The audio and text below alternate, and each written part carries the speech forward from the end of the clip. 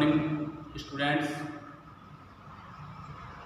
आज हम विश्व जनसंख्या वृद्धि की प्रवृत्तियाँ और जनसंख्या घटक के प्रकारों के बारे में अध्ययन करेंगे। जनसंख्या घटक के प्रकारों में जन्म, मृत्यु और प्रवास। जन्म और मृत्यु के बारे में आपने पहले पढ़ा है, पढ़ेंगे प्रवास।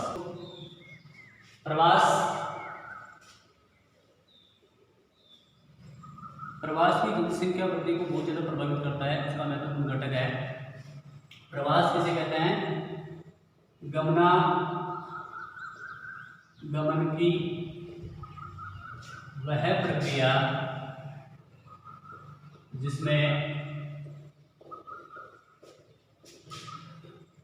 मानव समूह एक स्थान से अन्यत्र स्थान की ओर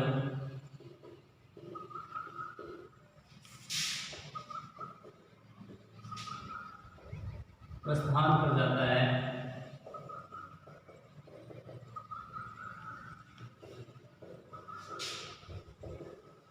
प्रवास कहते हैं। यानी मानव अपने मूल स्थान को छोड़ करके अन्यत्र चला जाता है। वो अन्यत्र रोजगार प्राप्त करने के लिए, बेहतर शिक्षा प्राप्त करने के लिए, अधिक सुख सुविधाएं प्राप्त करने के लिए या अन्य किसी भी कारण से अपने मूल स्थान को छोड़ करके अन्यत्र स्थान की ओर चला जाता है। उसको हम प्रवास कहते हैं। प्रवास मुख्यतः दो प्रकार का होता है, आप्रवास और दूसरा है उत्प्रवास। छात्रों, उनके बारे में हम विस्तृत अगले अध्याय में करेंगे। आप्रवास का मतलब होता है कहीं से मानव आकर के बसना, यानी मूल स्थान को छोड़ करके मानव कहीं उसी जगह पर जाकर के बस जाता है। उस जगह के लिए वह मानव आप्रवासी होता है। और उत्प्रवास यानी अपने मूल स्थान को छोड़ करके अन्यत्र जाना, वो वहाँ का उत्प्रवासी है। तो एक ही समय पर एक मानव आप्रवासी भी होता है और उत्प्रवासी भी होता है। यानी जहाँ पर जाकर के बसता है वहाँ के लिए वो आप्रवासी होता है, और जिस जगह को छोड़ करके जाता है तो उसके लिए वहाँ पर उत्प्रवासी होता है। तो ये प्रवास भी मानव जनसंख्या परिवर्तन को प्रभावित करता है। यानी अगर अधिक संख्या में लोग छोड़ करके जा रहे हैं तो वहाँ पर जनसंख्या में कमी आ जाएगी, या अधिक संख्या में लोग किसी क्षेत्र को छोड़ करके आ रहे हैं तो उस आने वाली जगह पर जनसंख्या में वृद्धि हो जाएगी। तो ये जनसंख्या वृद्धि के महत्वपूर्ण घटक है।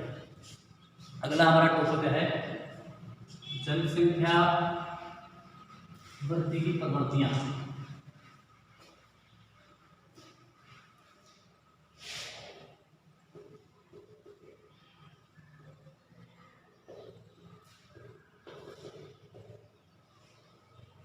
जनसंख्या वृद्धि की प्रवृत्तियों का मतलब है प्रारूप, यानी जनसंख्या में परिवर्तन किस प्रकार से हुआ है।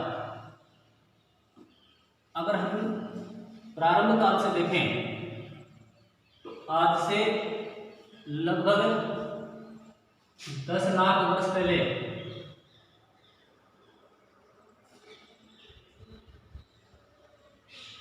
इस पृथ्वी पर हम मानव की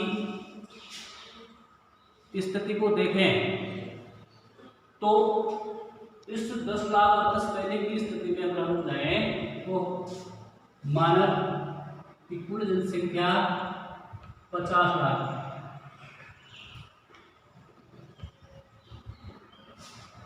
अनुमानित जनसंख्या उस समय कोई ऐसे आंकड़े नहीं थे जिसके द्वारा जनसंख्या का काउंटेबल किया जा सकता था। अतः हम केवल अनुमान लगा सकते हैं कि उस समय 10 लाख वर्ष पहले हमारे यहाँ कितनी जनसंख्या निवास करती थी। अब उस क्षेत्र को छोड़ करके हम आते हैं सीधे प्रथम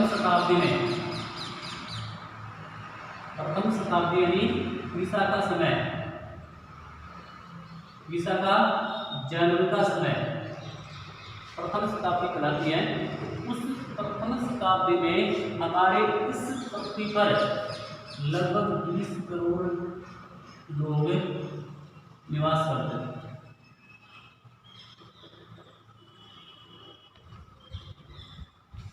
प्रथम शताब्दी में 20 करोड़ लोग निवास करते थे इस पृथ्वी पर। अब हम बात करते हैं सीधे 1650 ईस्वी में। इस 1650 ईस्वी में हमारी इस संपूर्ण विश्व की जनसंख्या कितनी थी? तो इन विगत वर्षों में ये प्रथम शताब्दी से लेकर के 1650 ईस्वी तक लगभग 1650 वर्ष हो गए। तो इस 1650 वर्षों में जनसंख्या में वृद्धि हुई 30 करोड़ से 50 करोड़, यानी अमूमन 30 करोड़ जनसंख्या वृद्धि हुई। कितने वर्षों में? 1650 वर्षों में। इन 1650 वर्षों में 30 करोड़ जनसंख्या का इजाफा। अब हम बात करते हैं 1750 ईस्वी में। 1750 ईस्वी में हमारे विश्व में कुल कितनी जनसंख्या हुई? तो वो जनसंख्या बढ़कर के हो गई। 1650 से 50 करोड़ थी, वो 1750 में 80 करोड़ हो गई। 1750 में 80 करोड़ जनसंख्या हुई। कितने वर्षों में? विगत 100 वर्षों में। कितने की वृद्धि हुई? 30 करोड़।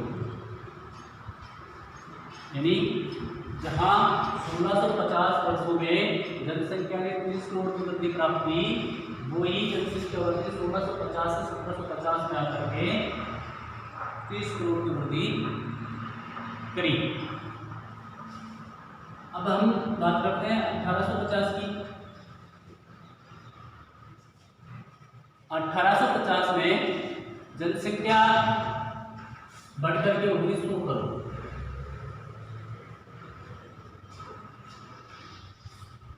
जनसंख्या में वृद्धि हुई 20 करोड़ की और वर्ष में हुई 100 वर्ष।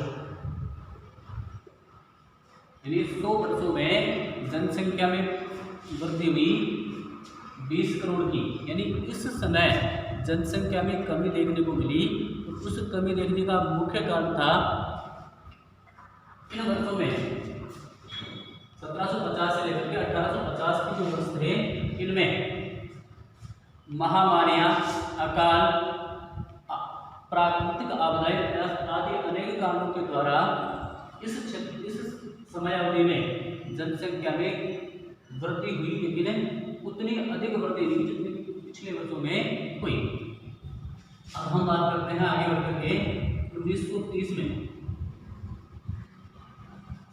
1930 ईस्वी में, यानी विगत 80 वर्षों में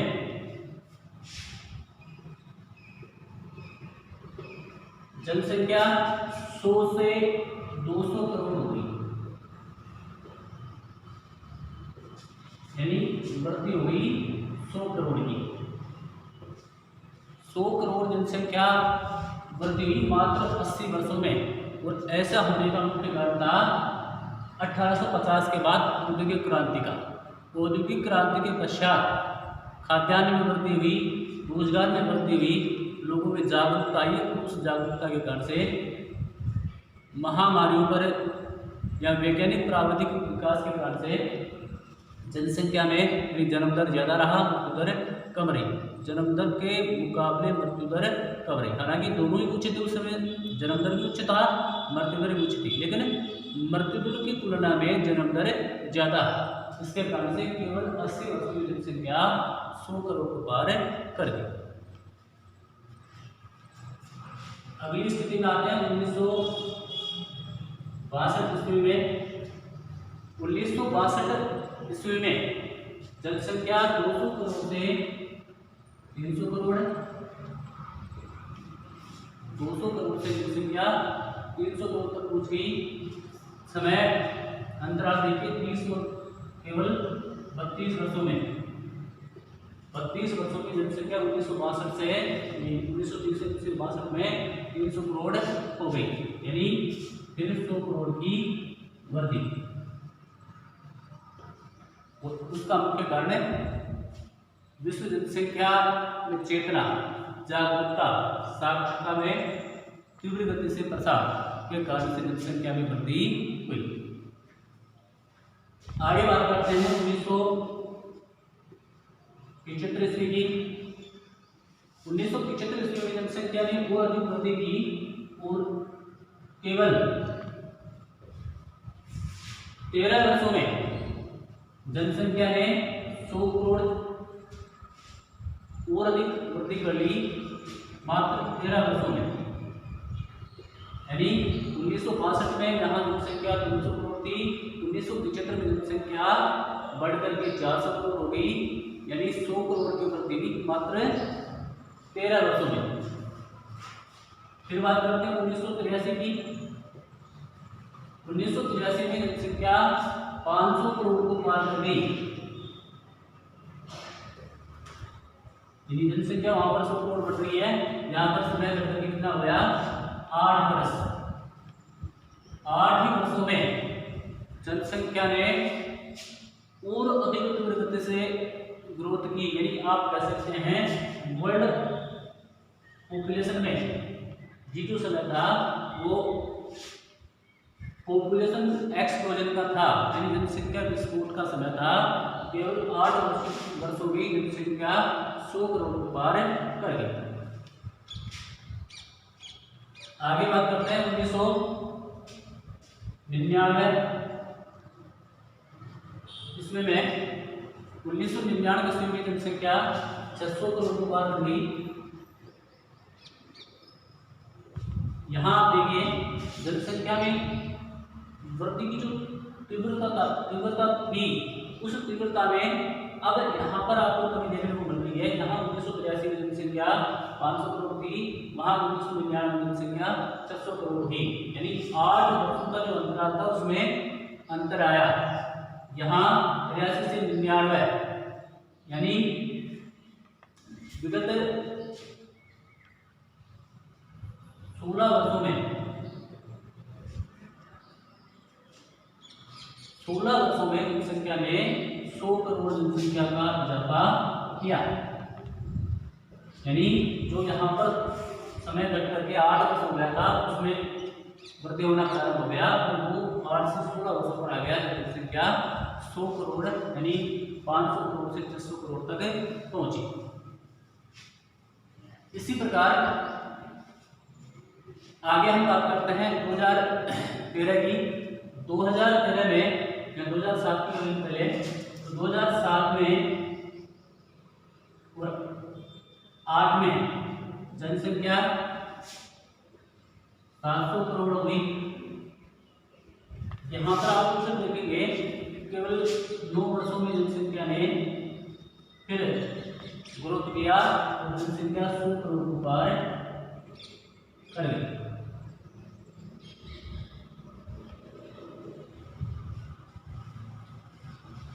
अब यहाँ से हम देखेंगे इसमें कमी होना प्रारंभ हुआ। 2013 के अनुसार हमारे विश्व की जनसंख्या 714 करोड़ और 2025 में ये जनसंख्या 800 करोड़ को पार करने वाली है। अनुमानित है 2025 तक कि हमारे विश्व की कुल जनसंख्या 800 करोड़ को पार कर जाएगी। अगर वर्तमान जनसंख्या की बात करें तो विश्व की जनसंख्या 2019-20 में 781 करोड़ है। अनुमानित है कि 781 करोड़ इस पृथ्वी पर जनसंख्या है। तो आने वाले 2025 में अनुमानित है कि जनसंख्या का आंकड़ा 800 करोड़ को पार कर जाएगा। अब आकर के साक्षरता में वृद्धि, वैज्ञानिक प्रौद्योगिकी में वृद्धि, वैज्ञानिक चेतना, कल्याणकारी जो सामाजिक कल्याण के कार्यक्रम हैं उनमें वृद्धि, परिवार नियोजन की वृद्धि, इसके अनेक कारणों से जनसंख्या वृद्धि की जो प्रवृत्तियां हैं अब जाकर के इसमें कमी देखने को मिलती है। अगला हमारा जो टॉपिक है वो है जनसंख्या वृद्धि के कारण।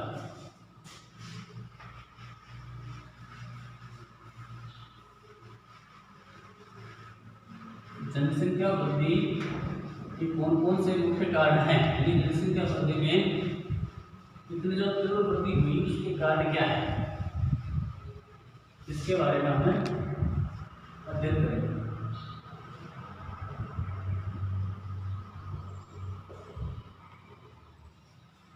छात्रों, जनसंख्या वृद्धि अनेक कारणों से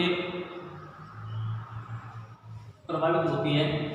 अगर हम सीधे सीधे बात करें तो सबसे पहला जो मुख्य कारण है मृत्यु दर में गिरावट। जन्म दर ज़्यादा और मृत्यु दर में कमी या गिरावट जनसंख्या वृद्धि का एक मुख्य कारण है। मृत्यु दर में कमी आ रही है और कमी आने का मुख्य कारण है महामारियों पर विजय प्राप्त करना। वैज्ञानिक तीव्र गति से अनेक जो महामारियां हैं, अनेक प्रकार की बीमारियां हैं, उन व्याधियों को जड़ से समाप्त करने के लिए अनेक टीके, अनेक प्रकार के जो टैबलेट्स हैं या अनेक प्रकार की जो दवाइयां हैं वो प्राप्त कर चुके हैं। अतः मृत्यु दर में तीव्र गति से गिरावट आ रही है, जिसके कारण से जनसंख्या में वृद्धि हो रही है। दूसरा इसका मुख्य कारण आप मान सकते हैं खाद्य आपूर्ति।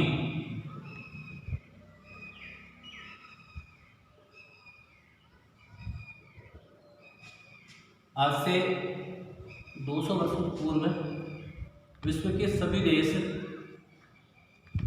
उच्च जन्म दर और उच्च मृत्यु दर संक्रमणता वाले प्रावस्था में थे और खाने की कमी थी, यानी खाद्य आपूर्ति नहीं हो पाती।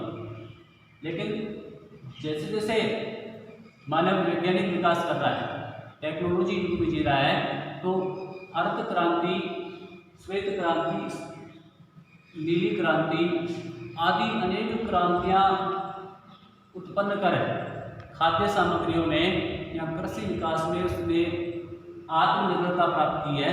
अतः खाद्य आपूर्ति होने के कारण से जनसंख्या में पर्याप्त इजाफा हो रहा है।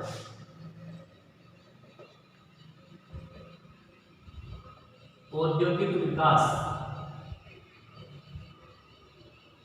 तीव्र गति से हो रहे औद्योगिक विकास के कारण से जनसंख्या में वृद्धि देखने को मिल रही है।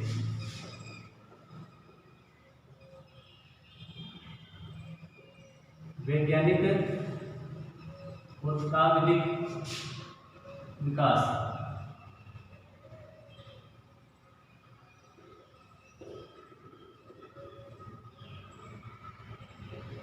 जैसे कि आप जानते हैं आज टेक्नोलॉजी युग है, वैज्ञानिक युग है, साइंस का युग है। तो साइंस दिन रात प्रगति की है और साइंस के दिन रात प्रगति करने के कारण से आज वैज्ञानिक विकास हुआ है, तकनीकी का विकास हुआ है। तकनीकी और प्राविधिक विकास के कारण से भी जनसंख्या में तीव्र गति से वृद्धि देखने को मिलती है। अगला जो बिंदु है शांति और सुरक्षा।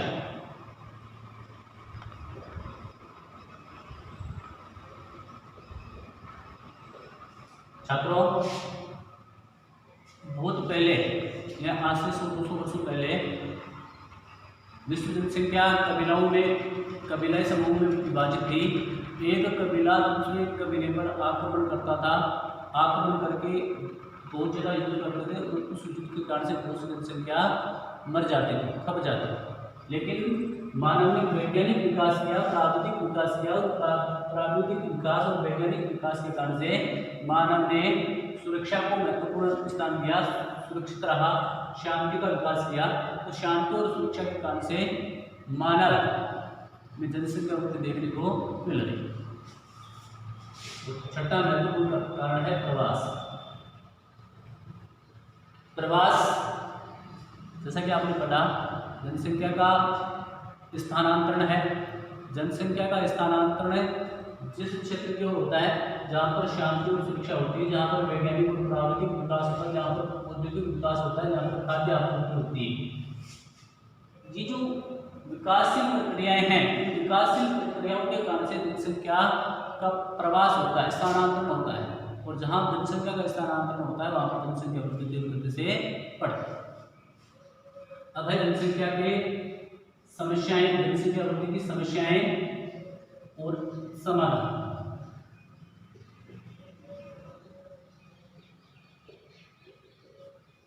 जनसंख्या वृद्धि से क्या क्या समस्याएं उत्पन्न होती हैं और उसके क्या समाधान हो सकते हैं, इन पढ़ेंगे।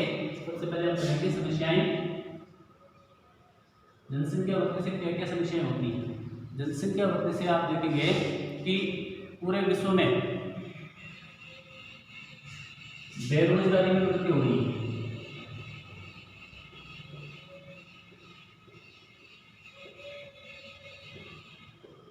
पहला मुख्य कारण क्या है कि जैसे जैसे जनसंख्या वृद्धि हो रही है, जनसंख्या वृद्धि के कारण से बेरोजगारी में वृद्धि हो रही है। रोजगारों का अभाव हो रहा है, बेरोजगार लोगों की संख्या में काफ़ी इजाफा हो रहा है। भारत की बात कर लेते हैं, भारत में करोड़ों लोग बेरोजगार हैं और उसका मुख्य कारण है जनसंख्या तीव्र गति से वृद्धि। दूसरी अगर हम मुख्य समस्या की बात करें तो ये जनसंख्या तीव्र और भयावह है।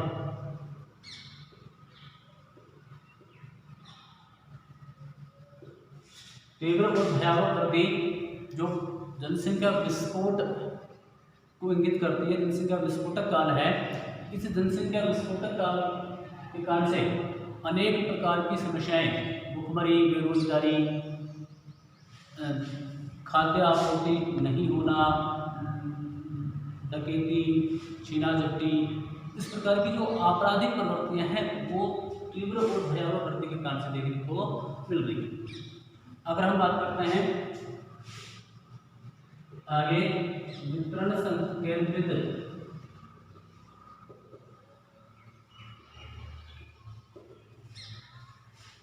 जनसंख्या एक मुख्य समस्या है। वितरण संकेंद्रित का मतलब समझिए कि वितरण में असमानता। आपने पहले पढ़ा जनसंख्या वितरण के बारे में। जनसंख्या वितरण में आपने देखा कि बहुत सी जनसंख्या बहुत कम क्षेत्र में बसी हुई है और बहुत अधिक क्षेत्र पर बहुत कम जनसंख्या बसी हुई। ये जो वितरण संकेंद्रित है, ये भी जनसंख्या वृद्धि एक मुख्य समस्या है। यदि इस वितरण संकेंद्रित समस्या को दूर कर लें तो जनसंख्या में संतुलन स्थापित किया जा सकता है। यानी वितरण संकेंद्रित जनसंख्या में जो असमानता है, वितरण में असमानता है, वो असमानता भी जनसंख्या वृद्धि की एक मुख्य समस्या होती है। अगला हमारा बिंदु है जनसंख्या ऐसी जगहों पर बसी हुई है, जैसा कि मैंने बताया कि जहाँ पर लोगों को पाँव रखने के लिए जगह नहीं होती, और कुछ जगहों पर कुछ क्षेत्र ऐसे भी हैं विश्व में जो बसे हुए भी हैं। यानी आप कह सकते हैं बिना बसे हुए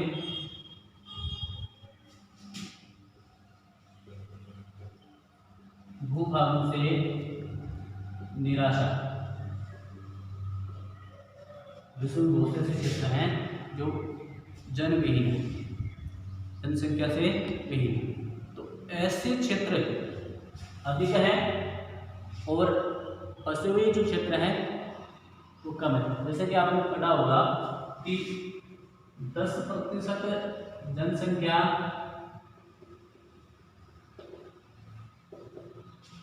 90% क्षेत्रफल पर निवास करती है। इसको ध्यान से देखिए स्टूडेंट्स, 10% जनसंख्या, विश्व की जो 800 करोड़ अनुमानित जनसंख्या है उसका 10% 90% क्षेत्रफल पर फैला हुआ है। यानी ऐसे भी क्षेत्र हैं जहाँ पर जनसंख्या बिल्कुल न के बराबर रहती है, एक व्यक्ति प्रति वर्ग किलोमीटर में निवास करता है। तो ये जो क्षेत्र है इसमें अगर हम जनसंख्या का जो उल्टा है, यानी 10% क्षेत्रफल पर 90% जनसंख्या बसी हुई है, इस इसकी अल्टरनेटिव हो जाए, अदला बदली हो जाए, तो जनसंख्या में जो समानता है अनुकूलता हो जाए और जनसंख्या की जो समस्या है समाप्त हो जाए। तो कहने का मतलब ये कि बिना उसे भूभाग वहाँ से भी मानव को निराशा प्राप्त होती है, क्योंकि वहाँ की जो जलवायु विशेषता ऐसी विषम है जिसके कारण से वहाँ पर लोग बस नहीं सकते। तो ऐसी परिस्थितियाँ भी जनसंख्या समस्याओं को उत्पन्न करती है।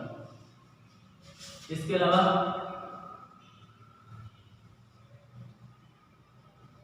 मानवीय कार्य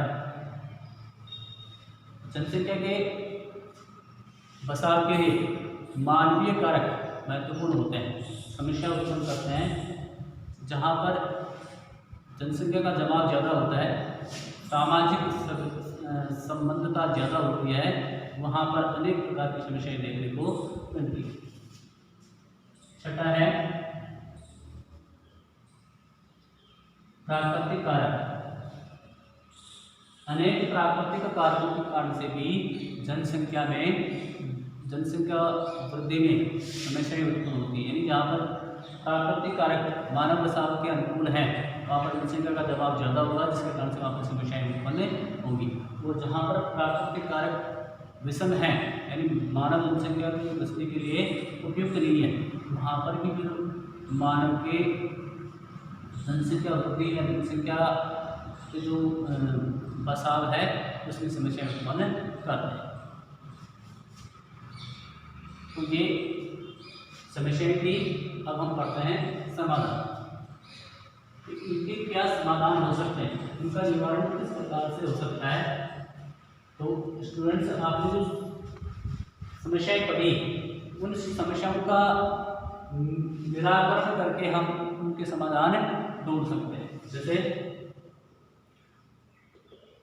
हमारी पृथ्वी पर बहुत से संसाधन पाए जाते हैं, तो इन संसाधनों का अनुकूलतम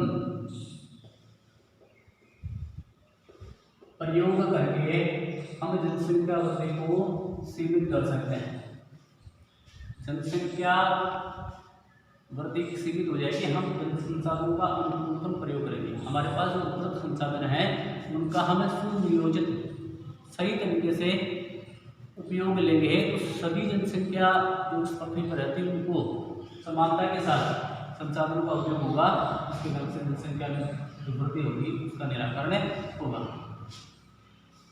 दूसरा, बढ़ती जनसंख्या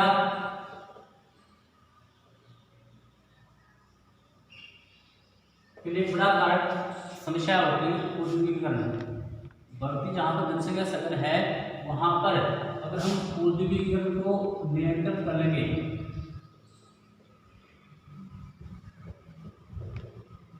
उद्योग धंधों का सुनियोजित विकास करेंगे, अधिक मात्रा में उद्योग धंधे स्थापित करके हमें उस अधिक जनसंख्या जहाँ पर निवास करती है, सघन जनसंख्या निवास करती है, उस सघन जनसंख्या के लिए ऐसे कारखाने स्थापित करें या ऐसे रोजगार उपलब्ध करें जिसमें मानवीय श्रम ज़्यादा हो, तो वहाँ पर भी हमें जनसंख्या की वृद्धि को रोक सकते हैं। आगे कृषि का नवीनीकरण। आप देखते हैं बहुत से क्षेत्रों में जनसंख्या या विकसित देशों में कृषक परंपरागत कृषि उपकरणों के द्वारा या परंपरागत तरीके से कृषि कार्य करते हैं। तो अगर हम कृषि का नवीनीकरण करेंगे, कृषि में यंत्रीकृत को बढ़ाएंगे, यंत्रों का उपयोग बढ़ाएंगे, कृषि को आधुनिक तरीके से करेंगे, इसमें हम जैविक कृषि का उपयोग करेंगे, रासायनिक खादों का उपयोग कम करेंगे, तो जनसंख्या वृद्धि को हम नियंत्रित कर सकते हैं। चौथा बिंदु है जनसंख्या का अल्प बसे जो भाग हैं उनमें प्रवास करवाना।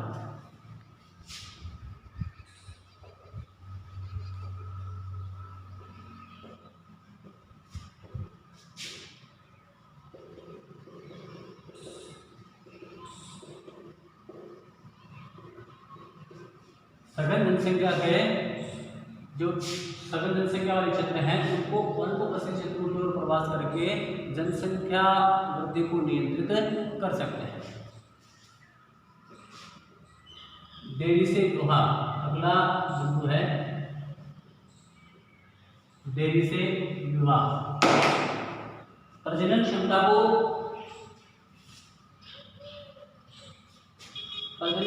को दीर्घ करने के लिए यानी उसको कम करने के लिए हमें देरी से विवाह करने की जो स्कीम है उस पर बल देना चाहिए, यानी विवाह की आयु को और अधिक बढ़ाया जाए ताकि प्रजनन क्षमता,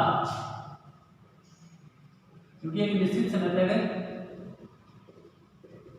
प्रजनन क्षमता का विकास होता है, तो अगर हम देरी से विवाह करेंगे तो प्रजनन क्षमता कम होगी, और जब प्रजनन क्षमता कम होगी तो जनसंख्या में वृद्धि कम होगी और इससे जनसंख्या वृद्धि पर नियंत्रण किया जा सकता है।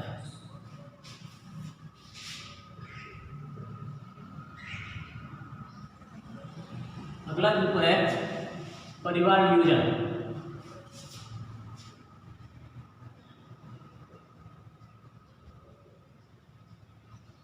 परिवार नियोजन कार्यक्रमों को अपना करके तीव्र गति से बढ़ती हुई जनसंख्या को हम कम कर सकते हैं।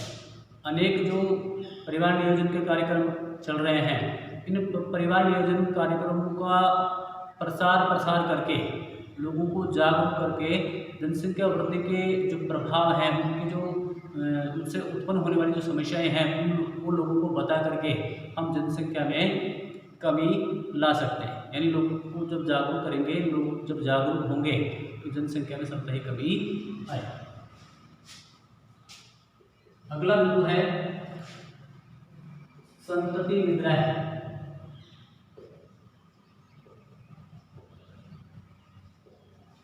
यानी दो संतानों के मध्य पर्याप्त अंतर, दो संतान उनके मध्य में पर्याप्त अंतर रखेंगे, इससे प्रजनन क्षमता में कमी आएगी। जो संतान उत्पन्न की जा रही है उनका विकास पर्याप्त मात्रा में होगा, जिसके कारण से जनसंख्या वृद्धि में कमी आएगी। अगला जो लास्ट बिंदु है वो है सागरीय संसाधनों का उपयोग।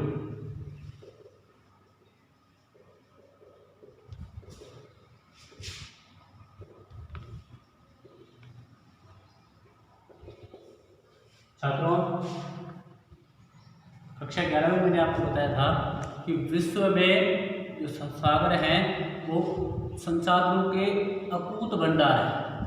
यानी अगर हम सागरीय क्षेत्रों के संसाधनों का दोहन करना प्रारंभ कर दें या पर्याप्त दोहन हो पाना संभव है तो हमारे पास संसाधनों की कोई कमी नहीं होगी। तो अगर हम प्रयास करें सागरीय संसाधनों का विकास करके उनका उपयोग करें तो बढ़ती हुई जनसंख्या वृद्धि की कोई मायने नहीं रहेंगे, क्योंकि लोगों को पर्याप्त मात्रा में जब संसाधन पर्याप्त होंगे, रोजगार होगा, उनको सभी सुविधाएं उपलब्ध होंगी तो जनसंख्या वृद्धि कोई मायने नहीं रखेगी। तो इस प्रकार से हमने जनसंख्या वृद्धि, उसके अर्थ, उसके प्रकार, उसके घटक, उसकी प्रवृत्तियाँ, उससे होने वाले कारण, उसकी समस्याएं, उनके समाधानों के बारे में इस वीडियो में हमने चर्चा की। जनसंख्या संक्रमण सिद्धांत हम नेक्स्ट वीडियो में पढ़ेंगे। तब तक के लिए धन्यवाद।